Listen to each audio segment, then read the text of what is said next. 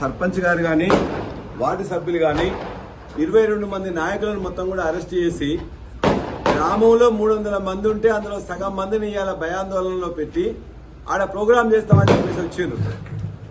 అయినా పర్వాలేదని చెప్పేసి మేమందరం కూడా వెళ్తే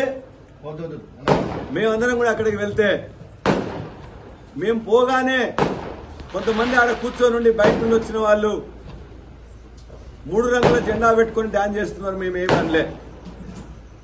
మళ్ళా మేమందరం కూడా ఆమెను అరెస్ట్ చేస్తే వాళ్ళ ఇంటికి పోయి మీరు ఇస్తారా లేకపోతే వాళ్ళ ఇంటికి పోయి మేము తీసుకురావాలని మేమందరం బయలుదేరిపోతుండే లేదు మేమే తీసుకొస్తున్నామని సిఐ చెప్పి తర్వాత తీసుకొని రావడం జరిగింది.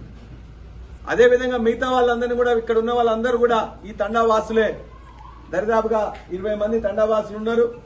అదేవిధంగా అక్కడికి పోయిన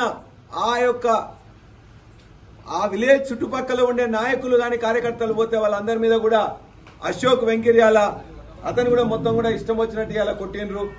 అదేవిధంగా వెంకిర్యాల నుంచేలే మన యాకన్న మాదిగా ఇతన్ని కూడా ఇష్టం వచ్చినట్టు మొత్తం కూడా పోలీసు వాళ్ళు బయట కొట్టడమే కాదు లోపల జీపులో మళ్ళీ పోలీస్ స్టేషన్ లో కూడా ఇష్టం వచ్చినట్టు కొట్టిండ్రు.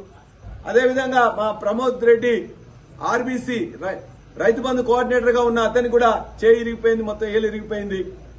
మొత్తం 16 మందికి చాలా విపరీతంగా దెబ్బలు తగిలినాయి. 4 ప్రెస్ మిత్రులకు కూడా తగిలినాయి. మేమందరూ కూడా ఒకటే ఇవాళ వాళ్ళు ఏదైనా మాట్లాడుతుండొచ్చు. ఈ పథకాలు అర్హులైన వాళ్ళందరికీ అందాలనే ఉద్దేశంతో గతంలో మంత్రులు వచ్చినప్పుడు కూడా వాళ్ళందరికీ సహకరించి స్వాగతించి మా యొక్క విన్నపాలు చేసినాం. ఇవాళ కూడా శ్రీనివాసరెడ్డి గారు వస్తుందంటే మేము రిప్రజెంటేషన్ తయారు చేసుకొని బొకే తీసుకొని షాల్ తీసుకొని ఈ తండావాసులు అందరూ వస్తే కూడా వాళ్ళు నాకు రిప్రజెంటేషన్ ఇచ్చిండ్రు. మీరు ఇగో మాకు ఎర్రగుంట తండా నుంచి వెళ్ళి పెద్దపాడికి రోడ్డు కావాలి, మిగతా చోటకి ఎక్కడెక్కడైతే రోడ్లు కావాలి, అంబులెన్స్ పోతే కూడా మొన్న అంబులెన్స్